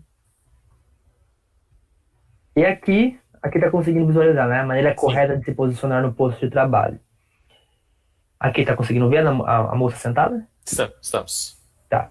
Então aqui, né, como a foto anterior, eu tenho uma percepção clara de como deve ser, né? Lembra que eu acabei de mencionar que a influência a posição do corpo humano em relevância ao posto de trabalho, os segmentos corporais devem estar no ângulo de 90 graus. Então, como eu consigo ter a percepção aqui do antebraço, do braço e do antebraço da moça nesse ângulo de 90 graus, né? As pernas. Então, a gente consegue ver aqui que a mesa tem regulagem, né? Que se ela descer um pouco a cadeira, a altura do monitor ali fica um pouco difícil visualização, de conforto visual. Então, o que ela fez? Ela levou a cadeira, né?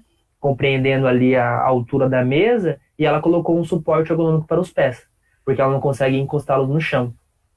Então, esse posto aqui, vamos supor que a mesa não tivesse uma regulagem, mas os outros artefatos, os outros arranjos físicos possuem. Então, ela conseguiu fazer essa adequação. Só Assim, passar para a gente ver, Leonardo, por favor. Acho que agora não mudou, por exemplo, o slide. deixa eu ver aqui. Isso, aí. Agora sim. Agora está aqui. Agora. Isso. Então, aqui, quais são esses pontos cruciais para ter um posto totalmente voltado a uma percepção ergonômica, né? Então, os ombros e quadris alinhados, certo? Punho em uma direção neutra, né? Que não que seja compreensível ao ângulo do antebraço, não seja flexionado nem extensionado. O mouse próximo ao teclado e ao mesmo nível, né? Teclado diretamente à sua frente, joelhos diretamente abaixo do quadril e voltados ao ângulo de 90 graus, para não compreensão dos vasos sanguíneos na borda frontal da cadeira, por exemplo, né? Joelhos diretamente abaixo do quadril, certo? Os pés Sim. apoiados no solo ou em um arranjo físico de descanso para os pés, caso a pessoa não consiga alcançá-lo no chão, né? Descanso de braço para a altura do cotovelo, da cadeira, e o encosto adaptado à curvatura da coluna vertebral. Então, esses são pontos cruciais que a pessoa consegue exercer as atividades dela exercendo somente os movimentos dos dedos ali, né? Então, a gente consegue ter a percepção que a coluna vertebral dela está apoiada, que o antebraço dela está apoiado no apoio da cadeira, que os pés estão no ângulo, as pernas e os pés estão posicionados no ângulo de 90 graus. Então, ali ela não tem sobrecarga muscular nenhuma e nenhum tipo de desconforto. Ela tá parada, né? Ela está totalmente amparada ali. Então, a distância do monitor em seu conforto visual também está adequado, ela não precisa mexer na tela, ela não precisa fazer mais nada. O que ela pode fazer ali somente é posicionar os dedos e mexer os dedos. E daí, a partir do momento que a gente tem já um posto totalmente estruturado, voltado aos equipamentos imobiliários, arranjos físicos, e a gente parte para outras avaliações, como as cognitivas, né? Como as organizacionais, as voltadas para adaptação, né? E plano de trabalho, caso haja algum impacto afetivo ou não ao trabalho, para que possa causar algum tipo de impacto. Mas aqui, falando de uma forma física, né, ela não gera mais impacto nenhum. Então aqui ela está totalmente amparada, como você mesmo deu o exemplo. Aqui eu vou dar um exemplo rápido para quem utiliza headset, né, de uso contínuo e intermitente. Deve ser observado aí as alternâncias do headset, né? Às vezes as pessoas têm o costume de utilizar somente eles de um lado, sim, né, mais ou menos tô aqui, né? então, não fazer a alternância deles, né? Você pode passar para a gente ver, por favor, também? Conseguiu ver agora? Aí, tamo vendo. Isso. Eu acho que eu tô passando aqui, ele não tá passando na exibição. Isso. Aqui, então, o uso contínuo intermitente, né? Se você tiver algum uso contínuo, deve obedecer às pausas definidas na própria NR17, né? Eu acho que é de conhecimento todo o pessoal que opera no teleatendimento, que é 2 pausas de 10 minutos, né? Contínuas, e uma de 20 para horário de almoço e refeição, né? Aí temos aí as alternações do headset. Temos aqueles headset que é só somente de um lado, né? O outro lado é um suportezinho que ele só Apoia, né? apoia na cabeça, exato. E daí você pode fazer a alternância dele para não sobrecarregar somente um lado do canal auditivo, né? Respeitar as pautas, como eu disse para você, naquela empresa lá onde a gente tinha um grande índice de afastamento por infecção urinária. A limpeza e higienização também desse equipamento, né? Os cuidados com guarda, né, e armazenamento desse equipamento. Então, já vi várias vezes você chegando numa empresa de teleatendimento, na hora de ir embora, o colaborador pegar o headset, pegar e jogar em cima do teclado, ou jogar do lado. Então, às vezes, isso acaba danificando o equipamento e alterando a estrutura física dele, podendo deixar ele de forma inutilizável, ou até mesmo quebrando algum componente que deixa ele mais ruidoso, né? Ou que deixa ele barulhento, ou que ele perca a regulagem dele, e isso acaba prejudicando o seu canal auditivo ao decorrer da utilização dele, sendo de uso contínuo, né? Então, ter essa percepção também de uso, né? Geralmente a gente pede pro empregador consultar o manual do fabricante, ele consegue ter a percepção ali dos ciclos de utilização para limpeza, higienização, os cuidados de armazenamento e guarda, né? Não deixar exposto, dependendo de algum local que for muito úmido e etc., para não comprometer a propriedade física do equipamento, né? E assim, consequentemente, também o seu canal auditivo na utilização.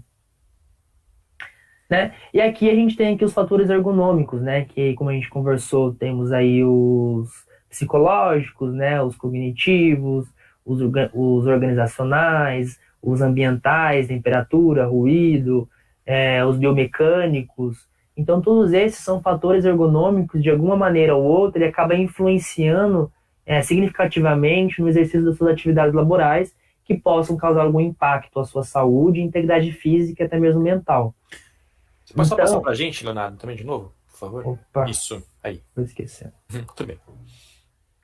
Então aqui a gente consegue ter a percepção desses fatores em uma larga escala de exposição, por exemplo, significativamente à sua saúde. Então hoje, voltado aos transposição de carga, levantamento, excesso de monotonia, repetição, né, de atividades, a gente tem aí o LER e o DORT, né? Então, o LER é a doença por esforços repetitivos, né? E o DORT é doenças osteomusculares decorrentes ao trabalho. Então, é a sobrecarga do trabalho feito em função a um desconforto e não adaptação, né? Em prol ao maquinário, ao equipamento, que acaba gerando essa fadiga muscular e consequentemente, causando uma doença ocupacional, podemos dizer assim. Pergunta de prova, né? O que significa a sigla, né? Pois é. Gravar. Então, a gente tem aí o cansaço, né? O cansaço físico, dores musculares, hipertensão arterial, né? Que é a compreensão dos vasos sanguíneos, alteração do sono, diabetes. Então, se você já tem alguma doença pré-existente, dependendo do impacto que você tiver decorrente ao seu trabalho, pode agravar, né? Doenças nervosas, taquicardia, né? Doenças do aparelho digestivo, gastrite, tensão, ansiedade, problemas da coluna. Então, tudo isso é voltado aos impactos voltados a esses... Deixa eu voltar um pouquinho aqui. A essas esferas de levantamento que a gente fez. Então, cada uma delas, né, biomecânicas, mobiliárias, organizacionais, as ambientais e as psicossociais, todas elas contribuem. Se não tiverem como esse ciclo todo, né, todas as esferas não tiverem vinculadas uma a outra, compreendendo uma a outra, se tiver um elo perdido desse ciclo, você pode ter algum impacto, algum fator de risco com potencial de agravar ou desencadear uma doença ocupacional. Então, toda essa percepção aqui focada nessas esferas, elas devem ser avaliadas e acompanhadas individualmente para cada colaborador. Certo? E daí aqui nós temos as doenças relacionadas a essas exposições, né? Então, lesões por esforços repetitivos, né? Os sintomas, eu tenho dor, sensibilidade ao toque, paratesia. Aí eu tenho a bursite, que geralmente ela é desenvolvida nos Nossa, membros superiores. cara, tô pra te falar que bursite é uma coisa que sempre quis saber o que que significava, né? A real sentido, agora eu soube também. Então, a tendinite ela dá nos punhos, né? E a bursite dá nos ombros. É a sobrecarga dos membros superiores aqui, ó. Ah, cara. Então, ela é dor ao movimento, dor nas juntas, né? Eritema, então ela acaba causando, né, inflamação das bolsas de líquido que protegem as articulações. Então ela dá nas articulações, nos ombros, nos joelhos, dependendo do tipo de movimento que você faz, da força que você exerce nesses membros articulosos. Se você não estiver levantando de uma maneira correta, se não estiver levantando o peso máximo correto, que é permitido de acordo com a sua topometria, você acaba desenvolvendo isso aí a médio e longo prazo, né? Aí tem a síndrome de túnel de Carpo, né? Que é uma dormência e formigamento nas mãos e braços, causada por um nervo comprimido do punho, né? Que geralmente acontece, é um agravamento da tendinite, podemos dizer assim, de uma exposição muito agravante. Então, por exemplo, você tem a exposição, você pode estar desenvolvendo esses primeiros sintomas, né? Que é a dor no polegar, dor no antebraço, paratesias também, e daí você vai agravando isso, você não vai tomando providência. Então, por isso que também nessa fase de adaptação do trabalho home office, a gente faz essa pesquisa voltada semestralmente, até mesmo com preenchimento de um checklist, de uma avaliação médica, para poder compreender também se você está sentindo, se você está obtendo êxito nos procedimentos passados, né, no aproveitamento da capacitação, ou se você está tendo algum desvio comportamental, fora daquilo que foi proposto e daquilo que está padronizado, né, podemos dizer assim, está no seu procedimento, no seu plano de trabalho. E daí a gente consegue ter a percepção de que a gente pode avaliar isso, né, e fazer um acompanhamento de como sanar, podemos dizer assim, esse desvio, né, que o colaborador vem a ter. E daí aqui, né, eu tenho para encerrar, umas dicas preventivas, né? Só passa de novo, por favor, mais uma vez, nada. Opa. Tá, aí. Aqui. As dicas preventivas, né, voltadas... Eu sei que é muita coisa, que numa palestra assim não tem como a gente ir a fundo em cada ponto, em cada fator, mas busque sempre adotar uma postura adequada, né? Compreendendo sempre ali em função do seu percentil, da sua topometria, em percepção ao posto de trabalho em ângulos de 90 graus, né? Onde você consegue ter apoio para os antebraços, onde você consegue ter apoio dos punhos, onde você consegue manter ali uma visão confortável, uma distância confortável de visão em função ao notebook, ao monitor, né? De elevação também, porque você não precisa fazer movimentos de extensão e flexão do pescoço, que pode prejudicar também a coluna vertebral, né? Qualquer atividade repetitiva tenha ciência dos ciclos de exposição para que você também consiga estipular consiga estipular pausas decorrentes a esse tipo de excesso de atividade, para que não venha sobrecarregar também, né? Intervalos breves e frequentes são mais eficazes para a recuperação de um período de descanso do que você manter um longo período e parar por um grande tempo, vamos dizer assim. Então, vamos dar um exemplo. Eu trabalho durante 4 horas num ritmo excessivo de trabalho, e daí eu tiro uma pausa de 1 hora, por exemplo. Uhum. Então, se você manter um ritmo de trabalho, por exemplo, a cada 2 horas e fracionando essas pausas, você tem uma recuperação muito mais aproveitosa e descanso dos seus membros, do seu corpo em função à atividade exercida, né? Sim. Cuide para, só concluindo, cuide para sempre adequar o seu posto de trabalho de acordo com as características físicas da sua atividade, né? Então, sempre, hoje tem vários artigos, várias postagens, vários blogs com muitas indicações, com muitas diretrizes técnicas muito boas para você conseguir estruturar um posto de trabalho, seja ele com estruturas de arranjos físicos adequados e corretos ou improvisados, como o indivíduo do livro lá, uma cadeira que atende parcialmente, o que você consegue fazer, né? Não realizar força nem pressões exageradas e repetitivas e frequentes, né, que pode aí desencadear a LER e o DORT, né? Elas são curáveis, mas o agravamento dela pode se tornar algo permanente e irreversível. Então, a partir do momento que você está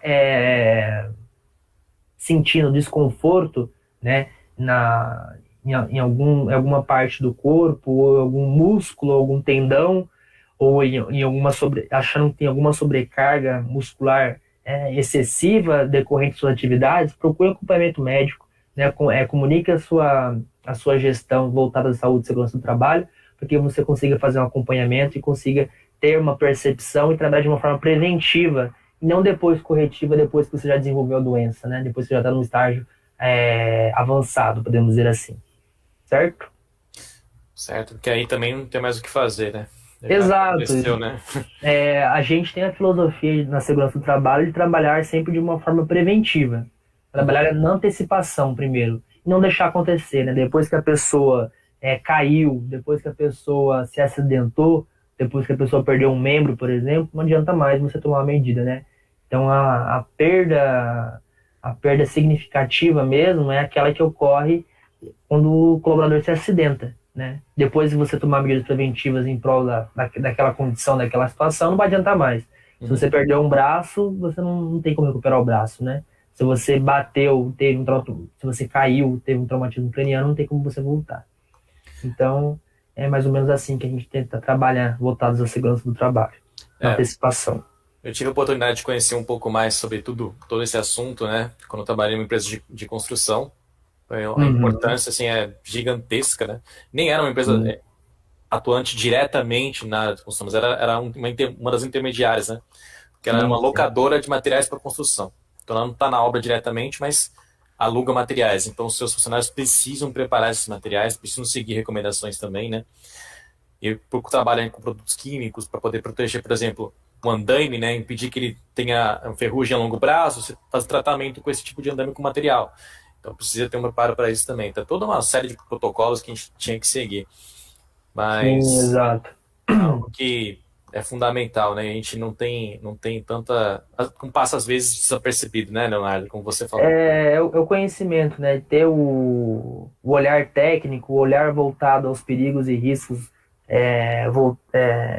disseminados no ambiente de trabalho e conseguir ter a percepção de como conseguir neutralizá-los, conseguir trabalhar de forma antecipada e que você consiga neutralizar essa exposição, podemos dizer assim, né? Que não venha causar uma coisa significativa, né? Um impacto significativo na sua saúde. Certo? Certo. É isso. Terminamos. Muito obrigado a todos que acompanharam. Se alguém, né, está nos assistindo, quiser perguntar algo ao Leonardo sobre dentro dos assuntos que foram colocados, a gente está à disposição. A gente vai deixar o contato do Leonardo, né, o e-mail, o nome dele, na descrição desse vídeo, assim que ele for terminado, a transmissão for encerrada, né? O vídeo vai passar por uma breve edição, apenas para poder subir e estar disponível para visualização. O assunto foi muito importante hoje, tanto é que o ideal seria poder falar de uma maneira muito mais ampla, né? Mas a gente não tem nossas limitações, infelizmente, e o Leonardo pode passar aqui de uma forma muito clara, explicando item a item, né? Até norma por norma, como se dá, como vem a origem da ergonomia e a nossa adequação do que a gente pode fazer aqui no home office, né, Leonardo? Sim, sim. O trabalho voltado à ergonomia, né, não somente voltado na condição de trabalho em home office, assim como também dentro das empresas, na área operacional, ela tem que ser focada em gestão. né? Não adianta eu fazer todo esse trabalho, como eu te disse, fazer esse levantamento mais aprofundado, fazer esse levantamento, esboçar isso no documento, em um laudo, e não ser levado à frente, adiante, numa gestão mais efetiva. Então, eu Sim. acho que, além de você entregar, né, os arranjos físicos, a estruturação de um posto de trabalho, se o colaborador não saber se portar naquele ambiente, se ele não saber se posicionar, achar uma posição ideal de conforto em função à atividade que ele está exercendo, tudo aquilo não vale de nada. Então, um suporte de notebook, por exemplo, mal regulado, não adianta de nada. Os suportes de mousepad e apoio de teclado, por exemplo, tem colaborador que pega o apoio de teclado e coloca atrás para fazer suporte, para Uhum. levar o teclado, né? Ou a pessoa pega o mousepad e vira ele, tirando aquele apoio de punho, por exemplo, né? Deixa ele na base ereta em cima da mesa, por exemplo, né? E daí não adianta nada a empresa fornecer toda a estrutura, todos os equipamentos, e o colaborador não compreender a responsabilidade dele de como ele deve se posicionar nessa estrutura, né? Nesse posto de trabalho. Sim, Leonardo. Aqui, ó, até o Nilson comentou aqui também que são interessantes as suas colocações, que tem detalhes das nossas atividades, né, que a gente não tem a percepção de que possa estar causando dano à nossa própria saúde, que foi mais de encontro com o que a gente falou agora, né, no Sim, geral. sim, sim. O Diego Cauã comentou antes que ele trabalha numa empresa, ou trabalhou, né, que usa Uhum. solventes. Mas os produtos que são inalados por muitos colaboradores, eles também não gostam de utilizar máscara, porque acharem que não agride, né? Mas aí, com o tempo, vai acumulando aquele efeito nocivo à saúde, que é o que você falou também, é o mal invisível. Sim, como eu disse para você, dentro da segurança do trabalho, a gente tem essa filosofia de trabalhar na antecipação, reconhecimento, Uhum. avaliação, análise e controle, né? Esses passos a passos. Então, dependendo hoje, né, as empresas elas confundem muito a gestão do colaborador, né, em exposição a fatores de risco, somente com a entrega de EPI, por exemplo. Sim. Então se eu tenho uma condição de exposição à poeira de fumos metálicos, por exemplo, como soldador, vamos entregar uma máscara para ele, né, com um filtro combinado de metais, por exemplo, e tá tudo tranquilo. Só que você não sabe a intensidade de concentração. Às vezes tem colaborador que chega em empresa que o cara utiliza a mesma máscara há 3 anos. O cara nunca trocou o filtro, nem sabe como que trocava o filtro. Então, as empresas hoje, elas têm um pouco essa negligência de não ter um acompanhamento mais técnico voltado à exposição dessas faturas de risco, né? Como eu disse, se você trabalhar com antecipação, dependendo do tipo de agente, né? Às vezes tem muitas empresas também que acontece que acham que a condição de trabalho que ela expõe o colaborador é nociva e totalmente significativa à saúde dele. Aí o que ela faz? Ela vai lá, já paga a insalubridade e já dá IPI pro cara. Não é só isso, né? Só que daí a pessoa não. Aí você avalia, né? Aí depois eles passam por um processo trabalhista e tal e tudo mais. Aí você vai lá avaliar a condição de trabalho. Você vê que aquela condição de trabalho não era insalubre, né? Que eles tinham um recurso desperdiçado para aquele colaborador, né? E o tipo de trabalho que era exercido com determinada função e agente, você poderia substituir por um menos agressivo, por exemplo, né? Ou que você poderia manusear aquele agente, aquela substância de uma forma enclausurada, né? Que não agredisse tanto, que ele não fosse tão disperso assim no ambiente como um todo. Uhum. Então isso depende muito de como a empresa vai lidar com todas essas circunstâncias de disposição dos seus colaboradores, né? Mas tem desde aqueles que entregam em excesso demais e daqueles que entregam em pouca quantidade, quase nada. Em defasagem, né? Em defasagem, exatamente. Ó, a Jenny, dessa Jennifer Lopes, ela colocou que o assunto é muito adequado e atualizado, né, dentro do possível. Porque tudo está sendo facilitado pela tecnologia, mas até mesmo nossos trabalhos. Mas a importância de zelar pelo bem-estar, ela continua. Em casa ou lá, trabalho, ela continua. Sim, sim, hoje eu tenho muitas ligações, né, de clientes que falam, meu pessoal tá tudo home office. Eu preciso fazer CIPA? Eu preciso fazer documentações? Eu tenho que fazer o periódico? Mas os colegas estão em casa. Não, Então, eles acham que esse novo método de trabalho, né, voltado ao home office, ele exime de obrigatoriedade, por exemplo. Se eu não tenho um ambiente físico, o colaborador que está em casa, ele não tem que ter acompanhamento periódico voltado à saúde e integridade dele, né? sim, tem até uma pergunta também da Adriana, que o quanto a falta do apoio de pé pode prejudicar, porque ela perdeu o dela, então ela precisa de um outro. Então, os apoios de pés, eles devem ser adquiridos a partir do momento que você não consiga manter as plantas dos pés no chão, né? Então, você tem que observar aí, por exemplo, a altura da sua mesa. Então, se a altura da sua mesa ela não possui regulagem e ela tem uma altura básica ali de 76 centímetros, etc., se você consegue regular a cadeira em função ao seu segmento corporal, que você consiga ficar no ângulo de 90 graus, por exemplo, né, com os antebraços, com as pernas, para que elas não sejam flexionadas pela borda arredondada da cadeira, você não precisa do apoio de pé, por exemplo. Tá? Só se você realmente não conseguir. Agora, se você não conseguir, se ainda assim você realizar os ajustes e você vê que as plantas dos seus pés não estão flexionadas ao chão, o problema que isso pode causar é a compreensão dos vasos sanguíneos, né, na borda da mesa. Aí isso com o tempo acaba gerando algum formigamento, compreensão, dependendo se você tiver algum problema vascular, isso pode agravar também.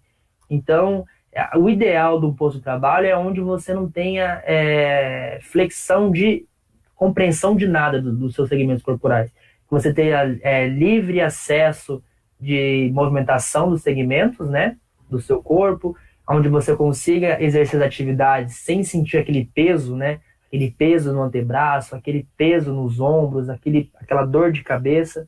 Então, se você sentir isso decorrente das suas atividades, algum problema está gerando.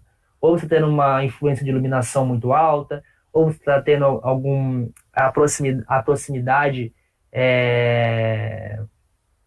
muito grande do monitor em função aos seus olhos. Isso acaba causando também dor de cabeça, fadiga visual. Se estiver muito longe também, então o indicado é que seja entre 60 centímetros de distância, né, do seu monitor, do seu notebook, em função ao seu conforto visual aqui, assim como também a altura, né? Então tem que ser observado todos esses pontos aí, mas nada que comprime, né, os seus vasos sanguíneos, nada que comprima que pese, né, o seu corpo é favorável num posto de trabalho. Tem que estar totalmente confortável. Com certeza. Bom, gente, a gente vai encerrar aqui a transmissão. Primeiramente, agradecer ao convidado do dia, da tarde de hoje, que é o Leonardo, que gentilmente cedeu seu tempo, seu conhecimento e seu preparo para estar aqui, para informar a gente sobre tudo isso, que foi muito importante. Para mim, também, eu escolhi algumas informações aqui que vão ser relevantes, né? Que quem está assistindo também vai guardar muitas informações. E a gente vai deixar o contato do Leonardo na descrição do vídeo. Para deixar um espaço aberto para o Leonardo, né? Se quiser comentar alguma coisa, fica à vontade, Leonardo. Bom, eu gostaria de agradecer, né? Como eu te disse hoje pela tarde, quando eu estava realizando o teste, eu fico muito lisonjeado pelo convite, de poder estar fazendo parte também desse evento de vocês, de forma online. Para mim também foi a primeira vez de estar realizando uma palestra numa instituição técnica tão renomada como a EITEC, né, aqui em São Paulo. Parabenizar também a iniciativa de vocês, né? Como eu disse para você hoje, eu tenho diversos clientes e a aplicabilidade e atuação da CIPA hoje eu não vejo em nenhum lugar. Então, a preocupação de vocês de trazerem esses assuntos voltados à segurança do trabalho, ainda mais assuntos que são relevantes e importantes num momento como esse, né? Só parabenizar realmente e dar os parabéns aí pela iniciativa e pela gestão que vocês estão fazendo em cima disso, em cima da CIPA, né? Meus parabéns. Grande tá bom? CIPA. Bom, nós agradecemos, né? Ganhamos uma certificação. Muito obrigado. Quando tudo voltar ao normal, né, a gente espera que possa um dia te receber agora presencialmente, né? Seria uma forma muito mais bacana. Sim, sim. Quem sabe uma oportunidade, as portas da ETEC vão estar abertas. E fazendo agradecimento também às pessoas que não estão aparecendo aqui, mas que estão sendo fundamentais para que isso aconteça, né? A constituição da equipe da CIPA, ao professor Emerson, que está atuando diretamente na transmissão desse vídeo, ao professor André Camani, que desenvolveu as artes também, que nos ajudaram a divulgar, né? Foram artes muito bem elaboradas, inclusive. Isso. Foi muito bacana. E a toda a gestão da ITEC como um todo, na coordenação pedagógica, a direção da escola, que dão um respaldo para nós desenvolver esse tipo de atividade, né? Só um parecer, ontem a gente fez um sorteio com uma ferramenta que não deu certo. Então, para deixar transparente e claro, a gente vai fazer esse sorteio hoje. Só para deixar claro também para vocês que não sabiam de ontem, tivemos uma palestra sobre EPI e assuntos de regulamentação, né, dentro de laboratórios de química. Foi pela palestrante Meirani de Medeiros, só que ela sorteou uma cesta de chocolate. No uso da ferramenta, que foi um sorteio virtual, tivemos um problema. Então, vamos fazer hoje rapidamente, só para deixar claro que registrado. Vou compartilhar minha tela aqui. E enquanto eu faço isso, Leonardo, vou só pedir para você parar, interromper o seu compartilhamento. Claro, deixa eu parar aqui. A minha aqui. Só enquanto isso também, agradecer aqui vocês que estão nos assistindo, que com certeza foram importantíssimos para nós aqui. Amanhã temos mais um evento, né, com a professora da casa, chamada Francine. E vamos falar sobre a herança, né, do protocolo Covid, o que vai ficar aqui para nós assim que essa pandemia for embora, graças a Deus. Esperamos, né? Que não basta, o que já temos demais, né? De muitos problemas, né, Leonardo, também. Acho que todo mundo foi afetado de um jeito ou de outro. Não, o impacto decorrente a disseminação e contágio desse coronavírus foi de proporções gigantescas, né? Foi. Acho que avaliar isso vai demorar um bom tempo, né? Bons anos aí. Com certeza. Vamos trabalhar para amenizar esses efeitos, né, Leonardo? Enquanto a gente também tem que se cuidar, tem que se prevenir. Sim, com certeza. Eu estou mostrando aqui o vídeo do assunto de ontem, que é EPIs e assuntos regulatórios, né? Em laboratórios químicos, pela palestrante Meirani. Vou agora acessar um site chamado App Sorteios. Com ele a gente consegue fazer o sorteio na mesma hora pelo YouTube. Então eu peguei o URL do vídeo, vou colocar aqui. O sorteado, né, que puder estar assistindo, entre em contato com a escola, que a gente vai fazer o contato enfim, vai intermediar, né, o encaminhamento da cesta de chocolate. Ok? Vamos confirmar. E aqui vamos começar. Só mais um instantezinho. Bom, o comentário sorteado foi da própria ETEC, que era um comentário fixado. Evidentemente, a gente não pode se premiar. O outro segundo comentário foi da nossa participante Meirani, então a gente vai só fazer uma substituição, porque não podemos ter o mesmo participante, né?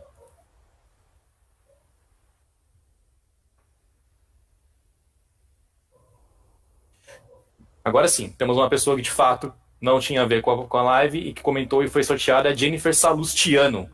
Ela que estiver assistindo, ela foi premiada, entre em contato com a gente que a gente vai fazer esse tipo de intermediação. E bom, voltando para a live, vou interromper a minha apresentação, encerrando agora de fato, agradecendo a todos que estão assistindo, desculpe as falhas técnicas, né? A gente gostaria de ser um especialista para prevenir esses problemas, mas acontece de última hora. Isso quando não passa o rapaz do gás, ou que vende o ovo. Pois é, eu tô vendo aqui na rua, passando moto toda hora, né? E o aparelho que não dá problema, enfim, aí a gente tem esse problema. Mas olha, muito obrigado a todos. Leonardo, obrigado também. Peço que você continue aí, que a gente vai continuar a transmissão agora. Vai encerrar a transmissão agora, quer dizer. Então, agradeço. Obrigado a todos. Boa tarde, até amanhã.